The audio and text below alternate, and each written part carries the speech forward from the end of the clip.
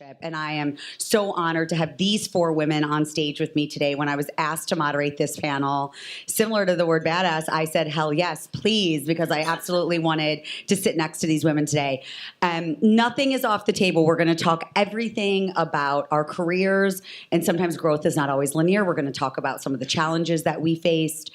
These women are also going to speak about marketing trends. We're going to talk about AI. We're going to talk about motherhood, path to motherhood, being mothers. Everything is on the table.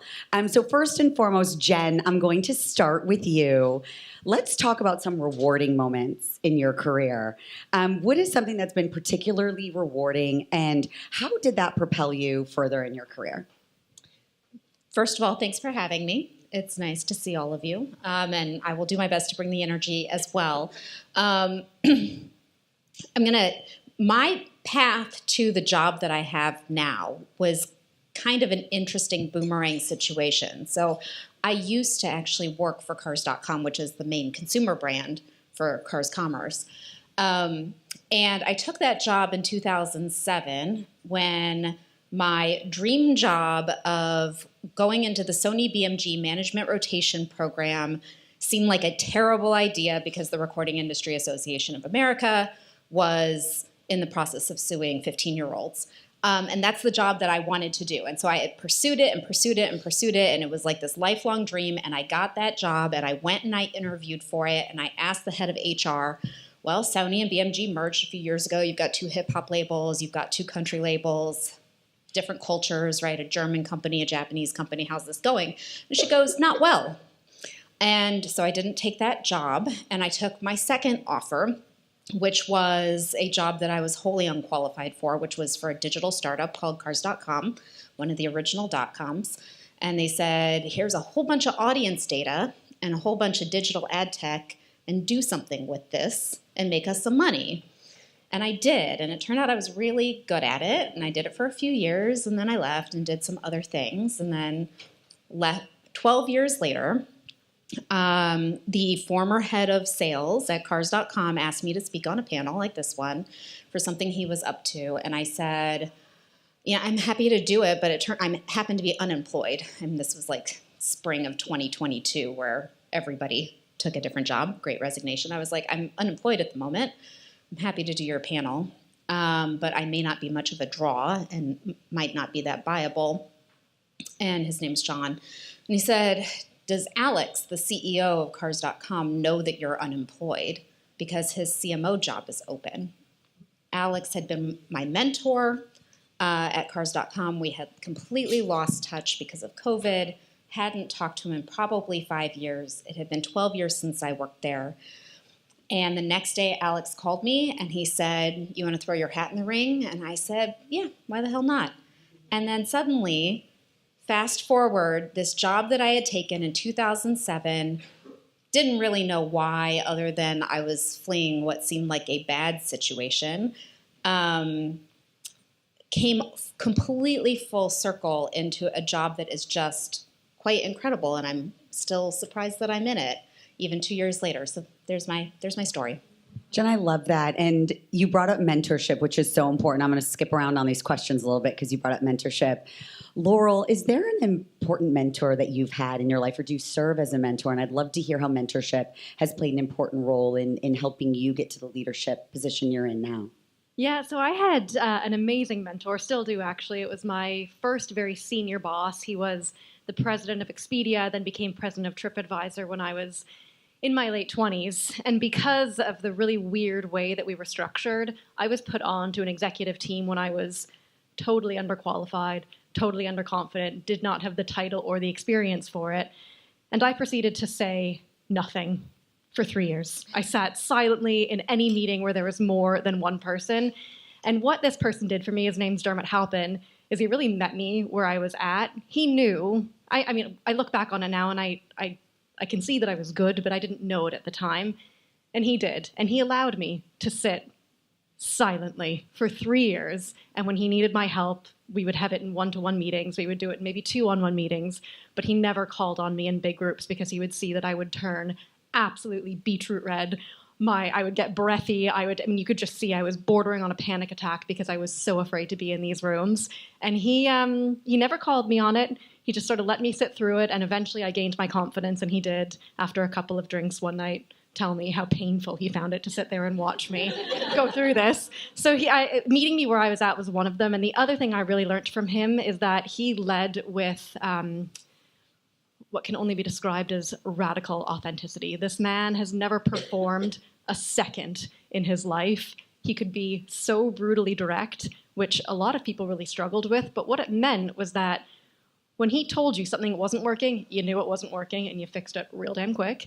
When he told you something was working, you took it so seriously and you knew that he meant it. So his feedback was just so meaningful because he was so very direct and so very authentic. And that's something I've tried to take with me. And, sometimes it goes a bit wrong because we can all get a bit too honest sometimes, but I think it builds a lot of trust. And that's probably the most important lesson I learned from him. Laurel, I'm smiling because some of the influencer teams here, and I think your radical honesty comment, they're maybe feeling from my type of leadership. But from what both you and Jen have said, it's really interesting that there's a lot of men in the room, and this came up earlier, that allyship is so important for women in leadership, and to have you both have male mentors, I think, is really meaningful and telling to the way that women can continue to grow in their career when we have the right type of allyship. And as we grow into leaders, Tiara, we were speaking outside, or taking a photo about leadership style, and me still sometimes learning, like, oh, I have people that I should delegate that to, and actually give opportunity to my team, right? Sometimes I think when you're so driven, it can be like, I can do it, I can be there. Talk to me about your leadership style and perhaps how it's evolved since you first became a leader. Absolutely. How is everyone doing this evening? I know it's the last panel, so hopefully we're keeping you energized. I am definitely that direct leader. So much so that when I moved from New York to Atlanta, my first piece of feedback that I was given was, can you be less New York? Can you ask how my day was and, start with the pleasantries before you go directly into business? I'm about getting shit done, so I'm just always like that. But my leadership style is definitely giving my title. I am the head of inclusion, diversity, and equity at Moët Hennessy, and I am a natural advocate, and I think that describes my leadership in one word. I love advocating for those who may not have that voice to speak up in the meetings, maybe having that one-off meeting with that person and saying, hey, I know you didn't speak up in today's meeting, but I know you're brilliant. I know you have the great ideas. Why don't you tell me, and we can work on how to, have a presence within those meetings. Or giving the exposure that junior talent needs in order to get to the next step. I'm a big fan of that. I have a young lady on my team who is just amazing, and I know she'll be a leader one day.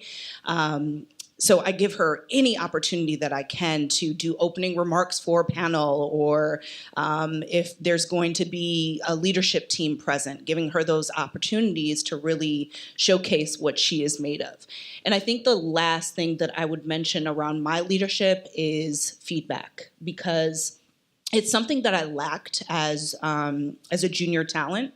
I wasn't given enough feedback, and we would get to the end of the year during my review, and my leader would be like, hey, I wish you would have done more of this, this, and this.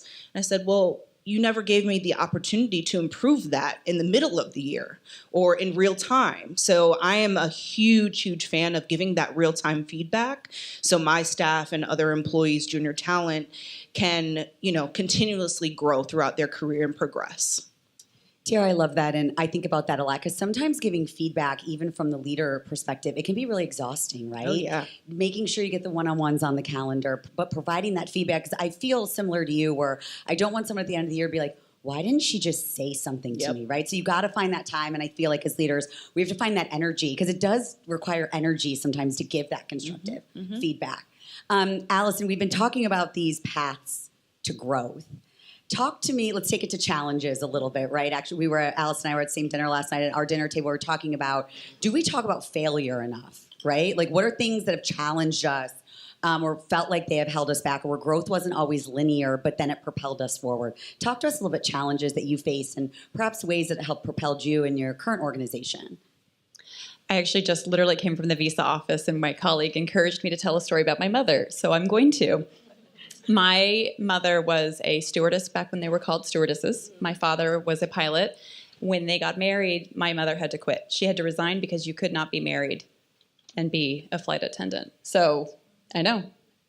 I mean, not only you had to weigh a certain amount, have your makeup done, all these different things, but the point being, she couldn't even work because she was now married. So, the reality is the challenges we've come up against are immense. There's so many, I work in finance, so when women could hold a bank account is a very interesting story. Like, there's just so many, when we could have property, all of these different pieces. But for my experience, it's been, I had, certainly this example of my mother. And then as I came into a career, I many times was the youngest in the room, the only female in the room. And I studied psychology as an undergrad, and I learned to read people and mirror people. And actually, there was a earlier presenter, earlier fireside chat actually, where she talked about one superpower of women is that we are many times intuitive. We have high EQ, and we can, read people's body language, read the room, just get a sense for how we help people be comfortable or solve problems, things like that. And so being the youngest, being the only female, meant that I used my superpower of reading those around me, men in the room, and I mirrored behavior. And over time, I got really good at it. Maybe helped I was a tomboy, so I was never going to be some of the behaviors, but either way, mirrored it. And then I will tell you, at times that was a challenge because I still was the female in the room, and I was asked to get water. And I was asked to get water from a different floor because it tasted better. Actual, real scenario that happened to me in the office. But it's about kicking butt, knowing you're smart, working your butt off. I'd like to say that it's always about working smarter, not harder. But to some degree, we probably on this panel all hustled. We've probably all hustled to no end to get to where we were, but we also used our superpowers to overcome the challenges of being the only female in the room or of being a little bit different. And I'll speak for myself, but I imagine there's probably some similarities. The older I get, the less I give a crap. I'm going to be myself. I just am. I love it. So it's challenges. Yes. We progress, and embracing the things that are uniquely us. And then recognizing also, frankly, the environment sometimes we're in and learning to navigate that environment. Alison, I just want to tag off of that because I started my career in finance, and finance is the reason why I transitioned to DEI specifically. I worked in hedge funds and private equity at Blackstone, and as I was being promoted and mentored, fortunate to have a male mentor that helped me through all of that, there was no one that looked like me, being promoted and elevated. And I was like, I want to do something about this. So started doing all of my extracurricular DEI work, where eventually I just started doing it full time. But I feel you wholeheartedly when you talk about that. So much hustling. Are we done hustling, Alison? I don't know. There's never going to be I didn't get the memo. Nope. Hustlers for life. Hustlers for life. Exactly. Hashtag. that could be our new hashtag here. We talked a lot about perhaps who we are in the workplace. Let's take it out of the workplace a little bit. And when we were prepping for today's panel discussion, these women in such a positive way really challenged me and said, I think that we are missing questions about motherhood or path to motherhood in the discussions that we're having, and how much our personal lives, supportive partners, or if we're doing it on our own, if anyone's doing it on their own, really plays a role in the type of success that you're having and the way that you can excel in your career. So, Jen, I'm going to start with you, but I would love for everyone to chime in if you'd like about how you've navigated that path to motherhood, and what it means to you and how it really takes shape in your professional life. So I have 2 kids, 2 boys. They are 10 and 5, and they're little monsters. And they're great. I mean, they're adorable little monsters, but they're kind of disgusting. And I have to say, I think that I've hustled for sure. I've worked my ass off, but I've also made good choices in my career and taken the opportunities and taken the jobs that scared me and worked my ass off whenever I was afraid. The best single decision I ever made, and I really don't think that we talk about this enough in society, much less in career panels like this, is who you choose as a partner. The single best decision I made was to marry somebody who is my biggest fan and is not threatened by me being smart and driven. If anything, he's just like, this is great, you just go. And he has never held me back, and he's always been championing all of that. So that's the single best decision I ever made. And I think about that sometimes, like maybe annually on our anniversary or maybe after we've gotten into a fight. But I think about that sometimes, that my life would be so dramatically different if I was a single parent or any other permutation, in an unhappy relationship, whatever those things might be. So I'm very lucky. And he's been a great supporter. And the thing he did that was the most supportive and the most crazy is that when I had my first child, I was working at Publicis Group, and I had my mentor at the time was a woman, and she's fantastic. And she called me when I was 6 weeks into mat leave, and she said, how would you like to apply to be Director of Global Business Development for what is now Publicis Media? And I said something along the lines of, "You've got to be fucking with me. This seems like a terrible idea. By the way, you're pregnant and due in 2 weeks. This is a bad idea, and why are you staying in this job? But I don't know, send me the documents and I'll think about it." And she did. And I read it over and I was like, I didn't take this job doing global everything I wanted to do at Sony BMG. I didn't take that a few years ago. And I always wanted to do global, and this job seems crazy and a terrible idea, and I just had a baby, and I really want to do it because I really want these experiences. And if I don't do it, there could always be, it would have been better had that job come along 5 years earlier, but it was only going to get worse. There was never going to be a better time in the future to do something crazy like that had come my way. Parents will get older, mortgages will cost more, we'll have another kid, life will get more complicated for the foreseeable future. So if I'm going to do it, I'm going to do it. So I sat down with my husband, I said, okay, here's all the documents, and I talked to somebody about what this job is like, and it's going to mean that I might be on the road for weeks on end in China. And then I'll have some downtime, and then I'm going to get back on a plane and spend several weeks in London, but I really want to do it. And he said, okay. And it was by far the hardest thing I've ever done was do a global, for anybody who's worked agency side and worked on a pitch, it's insane. So running global business development, which is what I ended up doing. I ended up running global business development for Publicis Media for a couple of years. Doing that with a baby who was, between the ages of, 6 months and 4 while I was in that job, was insane. But it would not have been possible without my husband, and my entire career would not have been possible without picking a good partner who supported me. Sorry, that was a long story. I love that, though, Jen. Does anyone else want to add on? I'll give a different perspective because I do not have kids, but I am actively trying. So I just went through the process of freezing my eggs, and it was something for me that took a lot of thought, and I don't know why. I think the thought came from, I don't think enough women talk about it. I didn't feel the support. It was very scary to me because I didn't know the process. And I am a very, very, very private person. So no one knows my partner. No one knows anything that's going on in my personal life. I posted something on LinkedIn basically talking about this journey because I want more women to talk about it. There's been so many years, I was raised by a single mother, so I was afraid of being a single parent. I was afraid of this messing with my career if I did have kids because I travel. I just came from London, Paris, New York, and so on. So just talking about it more. But I talked about this journey about, putting all these hormones in your body, going crazy, having a partner who is amazing and helped me through that and dealt with my emotions on a 100. But then, getting through that process and getting double the eggs that I thought I would at my age, which was so amazing. So I'm planning the transplant to get pregnant, and then they tell me that those eggs are no longer viable.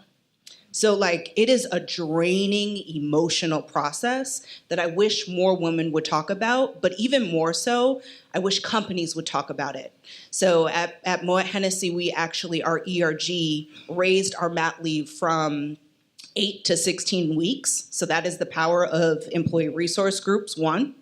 And then two, I didn't pay 1 cent for this entire process because they paid for it. And I wish more companies and women would talk about this to bring more awareness to it. Thank you for sharing. I was going to say, thank you so much for sharing. There's so much to learn from all of us being vulnerable in the things that we go through, right? And Jen, same for you, even just saying, like, I have a really strong partner, and that helped me. I didn't do this by myself, right? I've done it with my team, and I've done it with my family beside me. Successful men did not do it by themselves. Well, no, but Amen. You know, amen to that. I have had a really similar experience to you in that my life is entirely functional because I have a really supportive partner. I am Canadian. I live in Boston. My husband is British. His parents live in England. And I travel probably 1 week out of 4, and I'm never nearby. I'm West Coast, England, whatever it is. I'm on an overnight flight. And I could never do this without him. And it took me a long time to understand that I actually had that support. I think my daughter, she's 6 now. She's fantastic. When she was around 1, I remember thinking, I don't know how. My team has always been international. I don't know how I'm going to be able to go and travel. And he said, you go. And it was so basic. He was like, I'm an adult. I'm a parent. I can take care of, like, you are not her only parent. And it was just, I put so much pressure on myself to think I'm her mother. I have to be here all the time. She is a baby. It is my responsibility to care for this child. And he just saw it very differently. And it took us a year to have that conversation where I felt comfortable walking away for a week. And a week is, not really that long in the grand scheme of things. So I was very lucky to have him. And where my story diverges a little bit is I actually walked away from a job at one point. My job now is incredibly intense. I work very, very hard. And it wasn't so much the hard work as it was the pressure. It was 80 hours a week. It was based in Seoul. I was getting phone calls all night, and I was breastfeeding. And I lasted 9 months in that job, and I just thought, I can't do this. And I knew when to say no, which was a really hard thing to do for an ambitious person. It was not something I thought I would ever do. I didn't ever think I'd give up. And it turns out it wasn't giving up by then. I also had a boomerang situation, and I came back to a job that I love, and I went from a team of 2 to 20 to 40 to 80 because I made that decision and said no so many years ago. And I also sleep now, so that's very good. Sleep is so. We should have had I could have a whole discussion about sleep. And my company hears me talk about sleep a lot. There's times when we travel as much as we do, I feel like having those boundaries, which is really important, having that discussion, but also like, what are your rituals that you have that help you get through things, right?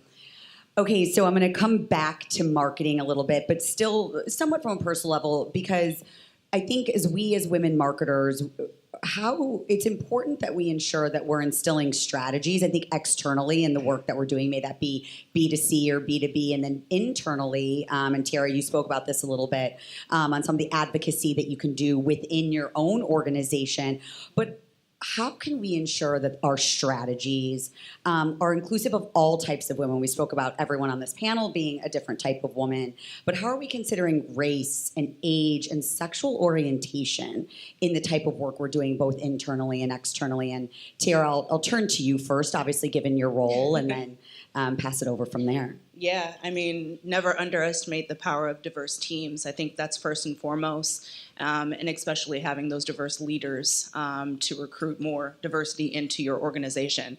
But that is the long game, because recruiting great talent is not easy. I will say this through and through, recruiting is not easy.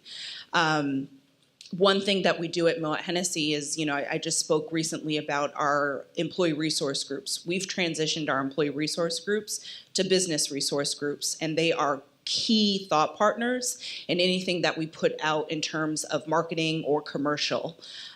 So let's say there is a Pride campaign, they are running their marketing campaigns through the BRG, through the LGBTQIA BRG, before anything goes out to the public. Our thought process behind that, who better to authentically look at this marketing than the group or community itself?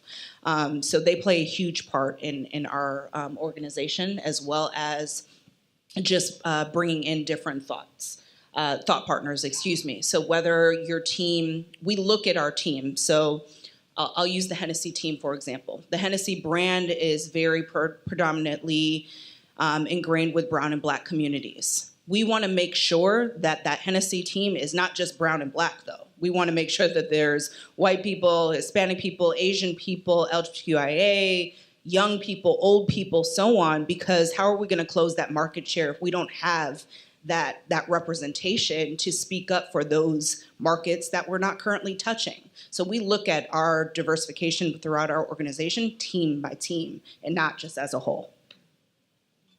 Thank you for that. And Alison, how do we ensure when we talk about diverse teams, and I agree, I always say I don't want to just hire people that look like me and think like me and have the same experience as me, because then I go just talk to myself in the mirror, right? Like that's not going to get us to where we need to go. But how do we ensure, and Alison, I'd love to hear from you, how we ensure that these people also have leadership positions within our organizations? And we're talking about underrepresented communities, of course, from like race, ethnicity, but then also from just different people that are in different life stages, and ensuring that they're represented properly within our organizations.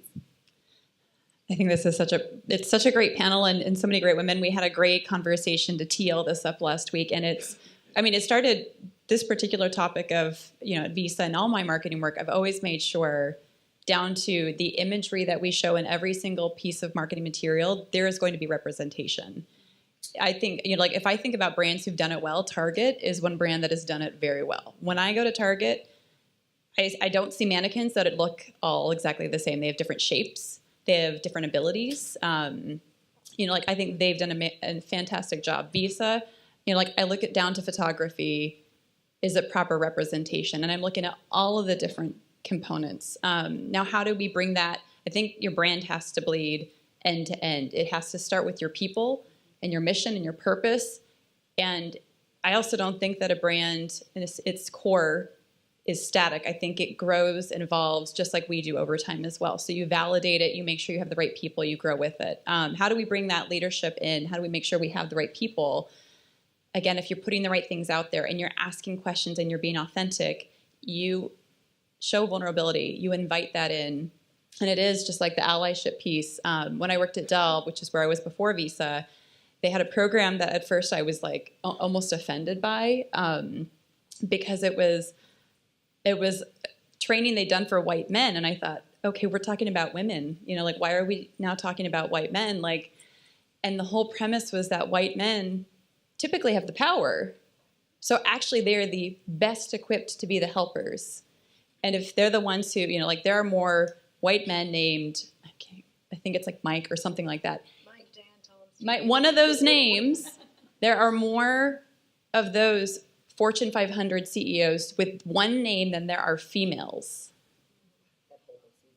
It's terrible. So we have to make, we have to create allies. We have to establish those relationships to help people know better, do better, to do that. And then also, I love the example of find the people in your own little area that you can give your power to. So I actually thought I was going to be a stay-at-home mom for many years growing up, because my mom was a stay-at-home mom, and then that was not my path. And my husband actually is a stay-at-home parent. But I am the type, we're all type A up here. If I'm gonna work, I'm gonna own the world. I am going to get it done. My children are gonna have every opportunity in the world, and I'm gonna make sure that I leave this place better than I found it. And we were talking a moment ago about ERGs. My second baby, actually my first two babies, I had no paid maternity leave because it is not mandated in the United States. Only industrialized nation in the world that does not mandate paid parental leave. It was the power of women's voices.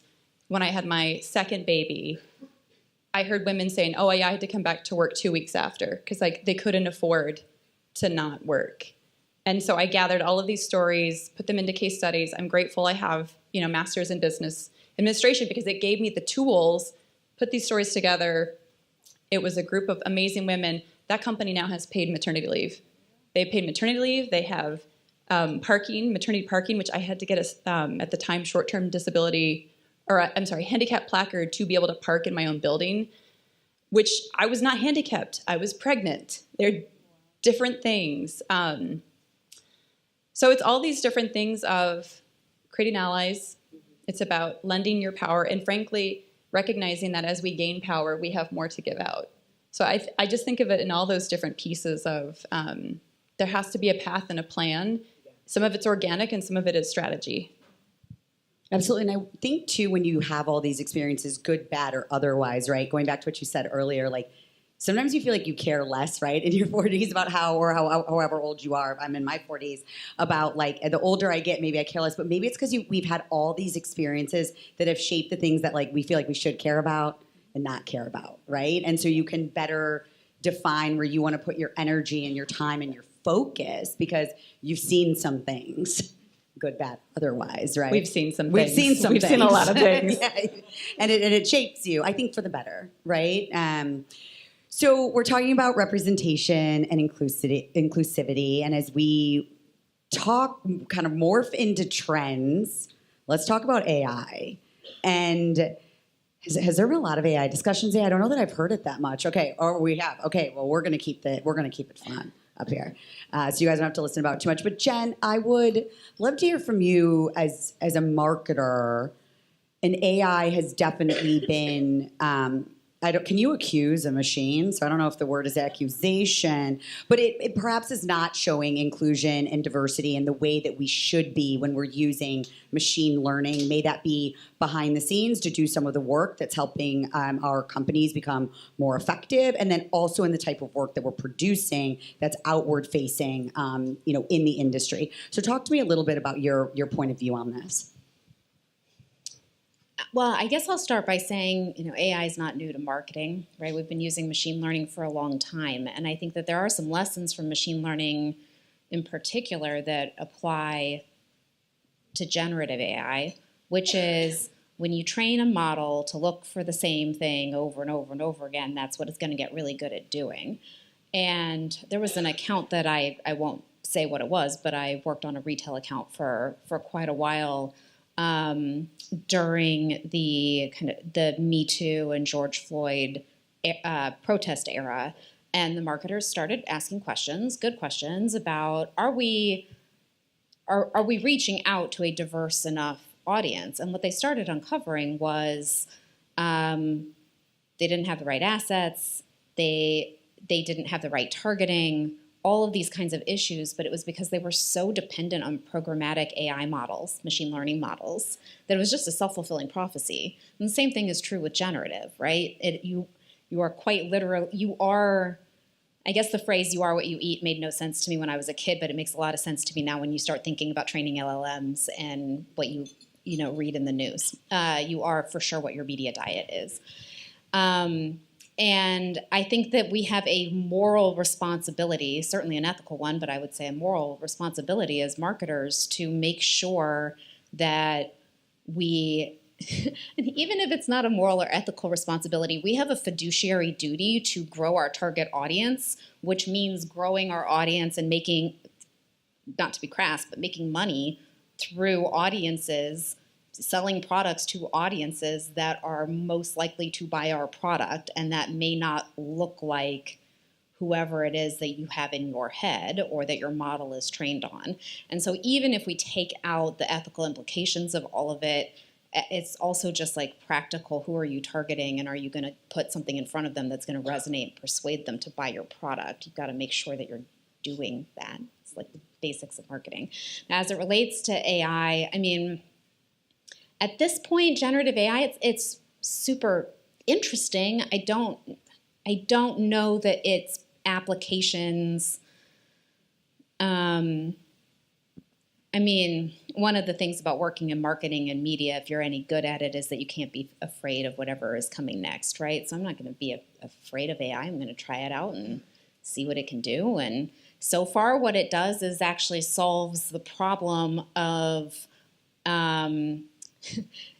really, to minimize what it's doing, is solving for a versioning issue, right? If you can target everybody down almost to the individual, The problem with our ability to target using machine learning over the past 15 years is that we haven't had relevant creative to serve to them with a relevant message. It's too expensive. The production of all of those assets is too expensive. So the greatest application, like practical application, generative AI, is really about versioning, which is so reductive. But really what it is, that and the automation of a bunch of rote tasks. So if I'm just cutting it down to size, I don't think that it is... it's fascinating. It's exciting. Every single year it seems like there's some new interesting technology that's come along that some client or somebody I work with is going to say, "Hey, let's do something in the metaverse. Let's make a Nifty." This one seems more legitimate in terms of having some staying power and being useful. It will quickly evolve. That's exciting. It's exciting to see all the applications of it, but if we're really just going to be straightforward about it, this is about the automation of the first draft and making that a lot faster and cutting through writer's block and then creating a lot of versions off of that. And I don't think we need to be afraid of that. I think we just need to harness it. I love that you just said that about writer's block. I'm a distance runner, and I was listening to an Adam Grant book while I was running on Saturday, and he talked about how writer's block is not actually a real thing. It's when we don't want to do a task. We are procrastinating. I think it's called procrastination. Yeah. It's kind of like also an ADHD thing, right? Like the thing you really don't want to do, you will find so it's writer's block is not an actual thing.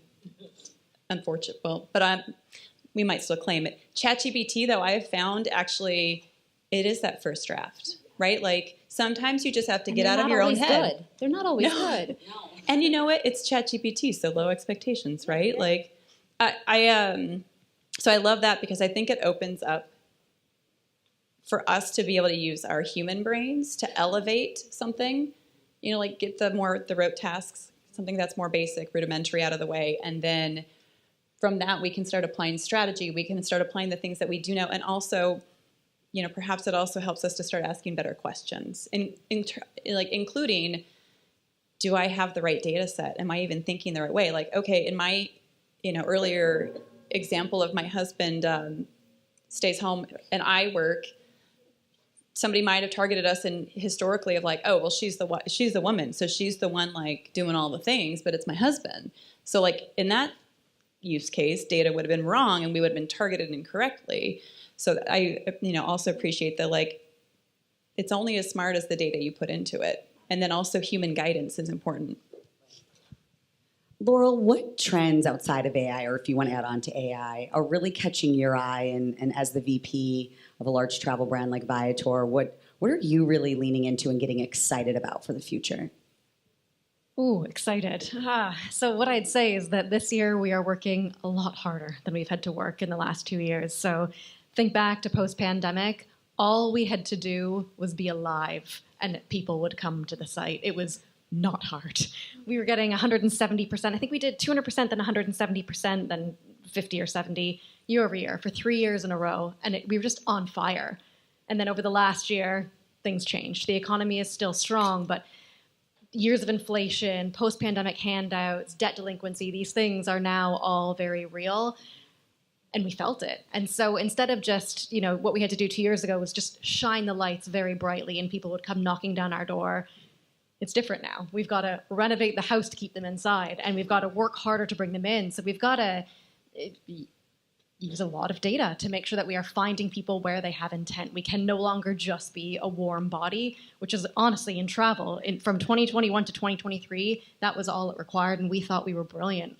And it was revenge travel. And, we did a lot of very, very smart, very good things that have set us up well. But now we're finding that it is a lot harder. You have to work very hard. You have to earn their attention. And so it's a lot of intent-based marketing. And then once we get them, we need to work so much harder to keep them than we had to 3 years ago. So it was, what I would say is 3 years ago, it was so much fun because you never knew what 3-digit growth figure was coming at you next. And now it's just a really interesting intellectual challenge because we've learned just how powerful macro is, and you're never really that sure what is you and what is the world, and we are now beginning to learn that it was the world driving those trends a few years ago, and we are, it's like grit and ingenuity that's going to get us through the next couple. Are there any tactics that you've deployed that you feel like have interested you or have excited you in this, as you continue on this growth journey, that you've really leaned into that you'd want to share? For us, I think it's the centralization of our marketing team. I think a lot of marketing organizations are pretty similar, but you have the art of marketing and you have the science of marketing. And for years, we let those two things operate in separate tracks. They occasionally converged, but we did not do a great job of it. And we started to see that really made no sense because we were treating the consumer not as a person. We were treating their actions as things that we were trying to optimize. And so we weren't looking at the journey. And over the last year or so, we've tried to take a very close look at that and make sure that we treat, it's very basic, a person as a person rather than an action, rather than a set of actions. I actually love that. So if anyone watches the wines and spirits industry, we are heavily declining. There's, folks that are very health conscious these days. There are sustainability issues. There's a lot that goes into our production and marketing. So one thing that I love that you just said is that we treat them as humans instead of just their intent and so on. One thing that our business resource groups have done is really looked at that human aspect of our consumers and really created something unique to drill down to a local level instead of a centralized marketing department. So they've created something called consumer toolkits. And instead of looking at, let's say, the Asian demographic as just a monolith, we're now targeting, the Thai consumer, the Chinese consumer, the Korean consumer, and so on. But these toolkits boil down to the things that these communities are interested in. Where are they growing in population and size throughout different markets? Which ones of our brands do they consume the most? And how can we pique their interest with those? So really, really looking at that human aspect and boiling it down is what helped us a ton. I have a question for you on that. Yes, of so course. Gen Z, I'm Canadian, Gen Z, they're drinking a lot less. What are you guys doing about that? We just came out with our first now non-alcoholic product. How's it taste? It tastes really good. It has like a whispering angel type feel to it. Oh. Yeah. Dig it, but maybe I might stick with I the know real someone was wine. going to ask me what it's called, and I cannot remember. We'll follow If you go Moët Hennessy, if you do their Instagram or whatever page, it's all over. So you'll find it there. Right. And it's meeting your consumer where they are, right? Exactly. And I think it's so important for all of us to remember that, even though we might have an idea or we've built a strategy, if the consumer or the market is pulling us in a different direction, our ability to kind of ebb and flow with that while staying true to the brand, right, I think is really important. Absolutely. Okay, so I got the warning that we need to start wrapping. So I have one question for everyone, and we've talked about it. We feel like we've seen some things. We've all had, everyone on this panel has had such an amazing career. In one word or one sentence, what would you tell your younger self? Mine is chill, girl. Just chill. Like it'll come out. It'll come together. Laurel, what about you? Use your words. Use your words. Mine is, and it's still the motto that I use today, everything is fine. Because even if it's not right now, it will be. So, Love that. Mine's keep running. Yeah. There's a lot in there, but keep running. Keep running. Yeah. I'm a runner too. Love that. I'm like, there's so much, there's a lot packed into keep running. You can be anything you want to be, but you can't be everything you want to be all at the same time. Praise. Truth. Yes. Thank you to all of you for joining us this evening. Thank you to all of you for being on this panel with me. And have a good evening.